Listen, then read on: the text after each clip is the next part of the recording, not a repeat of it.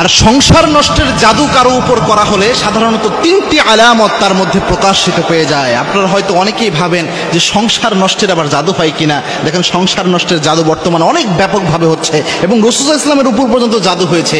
জাদু অনেক সত্য একটা বিষয়।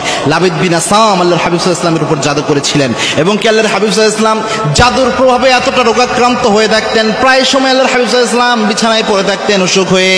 আবার আল্লাহর হাবিব সাল্লাল্লাহু আলাইহি ওয়াসাল্লাম নামাজের যখন সূরা পড়তে দাঁড়াতেন অনেক সময় সূরা ভুলে যেতেন, প্রায় সময় একটা জিনিস আল্লাহর হাবিব সাল্লাল্লাহু আলাইহি ওয়াসাল্লাম ভুলে যেতেন।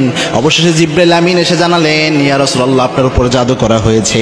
লাবিদ বিন আসাম তার উপর জাদু করেছিলেন। সুতরাং জাদু একটা সত্য বিষয়, আমাদের উপরে যে কেউ করে ফেলতে পারে।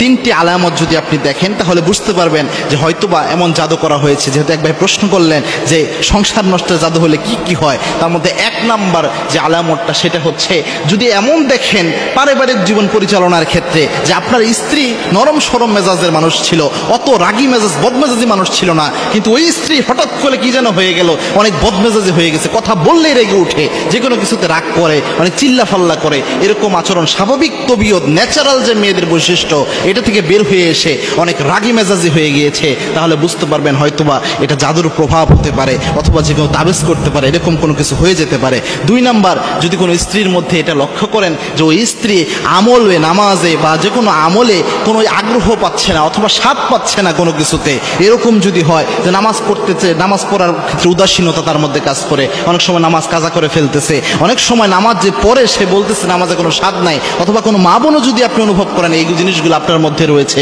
তাহলে বুঝতে পারবেন যে হতে পারে এটা একটা জাদুর প্রভাব। কারণ আলেমরা প্রেসক্রাইব করেন এটা জাদু হলে এই আলামতগুলো প্রকাশ পায়। তিন নাম্বার হচ্ছে যে যদি শরীরের মধ্যে অযথা কোনো ব্যথা দেখা দেয়, অর্থাৎ কোনো রোগ ব্যাধি নেয়, আপনি চিকিৎসা করাচ্ছেন কোনো রোগ ব্যাধি বের হয় না, কিন্তু মাথা ব্যথা, শরীর ব্যথা প্রায় সময় এটা দেখা দিচ্ছে, কিন্তু আপনি খুঁজে পাচ্ছেন না যে এরকম কোনো কিছু দেখা দিচ্ছে, তাহলে বুঝতে পারবেন যে আপনার উপরে জাদু হতে পারে। এবং জাদু হলে অনেক মেয়েরা এমন হয় যে স্বামীকে সহ্যই করতে পারে না, স্বামীকে দেখলে মনে হয় যে জম দেখতেছে, এরকম ভাবে ট্রিট করে। এরকম আচরণ যদি কোনো মেয়ের মধ্যে দেখেন তাহলে বুঝতে পারবেন জাদু করা হতে পারে। সেক্ষেত্রে কয়েকটা আমল রয়েছে, বিশেষ করে আয়াতুল কুরসির আমল তো অবশ্যই করবেন, 3 কুলের আমল অবশ্যই করবেন, সূরা বাকারার শেষ 3 আয়াত অবশ্যই পড়বেন, এরপরে সূরা হাসরের ওই আয়াতগুলো পড়বেন, এরপরে সূরা মুমিনুনের শেষ 4 আয়াত পড়বেন। এর পাশাপাশি একটা দোয়া সকাল সন্ধ্যা 3 বার পরে শরীরে ফু দিবেন। কোনো জাদু থাকলে আল্লাহ রাব্বুল আলামিন সেটা নষ্ট করে দিবেন। আল্লাহর হাবিব সাল্লাল্লাহু আলাইহি ওয়াসাল্লাম জানিয়েছেন, কোন ব্যক্তি যদি সকাল সন্ধ্যা 3 বার শুধু পড়তে পারে বিসমিল্লাহিল্লাযী লা ইয়াদুররু মা'a ইসমিহি শাইউন ফিল আরদি ওয়ালা ফিস সামা ওয়া হুয়াস সামিউল আলিম, আল্লাহর হাবিব সাল্লাল্লাহু আলাইহি ওয়াসাল্লাম বলেছেন এই দোয়াটা যদি কোনো ব্যক্তি পড়তে পারে ওই ব্যক্তির দায়িত্ব স্বয়ং আল্লাহ নিজ হাতে গ্রহণ করে নেয়। সুতরাং এই আমল করবেন, ইনশাআল্লাহ জাদু থাকলেও আল্লাহ রাব্বুল আলামিন নষ্ট করে দিবেন।